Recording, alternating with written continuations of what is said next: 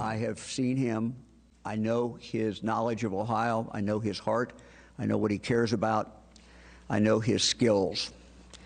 And all of that tells me that he is the right person for this job. In Ohio today, the governor, Mike DeWine, announcing a replacement for J.D. Vance in the Senate. Jon Husted, his own lieutenant governor. After nearly 2 decades in Ohio politics, Husted will now serve in the Senate, at least until 2026. That's when Vance's term is up, and then there would be a special election to fill out, I should say, the final 2 years of Vance's term. That's when the special election would be. The lieutenant governor of Ohio joins the program right now. Congratulations on the appointment, and thank you for coming on. We appreciate it. The timing of all of this, if I could start there, 2026 is also, as you know, but our audience might not know, when there's a governor's race in Ohio. So as you go into this position, is your intention to run for a full term in the Senate? How do you view it?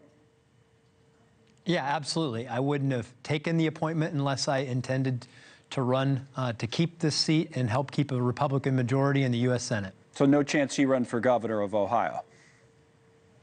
I am going to run to be a U.S. Senator and help President Trump and the Republican majority make America great again, and that's an exciting opportunity, and I'm all in on getting that accomplished. Speaking of President Trump, it's kind of interesting. I think the article we have that will pop up is from the New York Times about his involvement in this process. DeWine naming you to fill the seat, and as you see here, Mr. Trump had gotten involved. The Times reports a meeting with Mr. DeWine and Mr. Husted last year at Mar-a-Lago, his Florida home and resort. This from Ohio News reports. Is that true? And what can you tell us about the president-elect's involvement? Did he weigh in? Was he a fan? What can you tell us?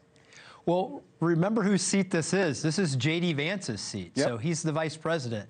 And so, of course, we've had conversations with the president and the vice president in making sure that Governor DeWine and the president and all of us just thoroughly talk through what the responsibility and the opportunities were, and we had good constructive dialogue throughout that process. But ultimately, it's the governor's decision. There were so many people vying for it. Ultimately, he asked me to take a position, and I, of course, said yes. Do you feel like you have President Trump's support, or would he have rathered someone else like, say, Vivek Ramaswamy, who was reportedly interested and is now reportedly interested in running for governor? Well, first of all, Vivek and I are friends and complementary to one another. The president, I talked to him this morning, and we've had great conversations.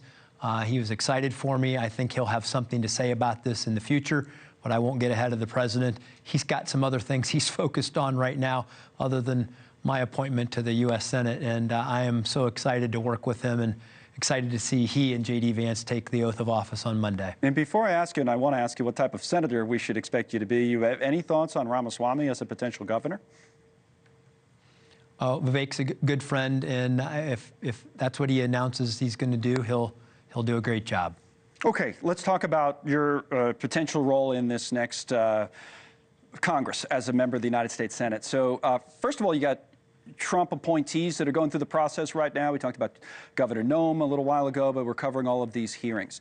I guess you'll have a chance to participate, right, in some of these hearings when you get in place. Do you think all of President-elect Trump's cabinet will be confirmed? Do you have questions? Have you started to think about some of them? Well, I'm very early in that process, but I am inclined to support the president's nominees. I think that he deserves the team that he wants on the field to go out and win the game on behalf of America, and I've seen nothing that would deter me from supporting any of them. Okay, that includes Tulsi Gabbard, and so all of them, as of now, you think you'll be supportive of? Yeah, I'm not seeing anything that would sway my opinion against them, and I want to support the president's nominees because, look, I've been in the legislative branch. I was the Speaker of the House in Ohio. I've been in the executive branch as a lieutenant governor. I know the push and pull between the two branches of government. We should do our job, but he deserves the team on the field that he wants to go fight for his agenda, and I support that. Lieutenant Governor, thank you, soon to be Senator, for coming on. We appreciate it today. All the best. I hope you'll come back when you're in the United States Senate. Would love to. Thank you. Oh, thanks so much for watching. Just go to joinnn.com to find News Nation on your television provider. And don't forget to click the red subscribe button below to get more of News Nation's fact-driven, unbiased coverage.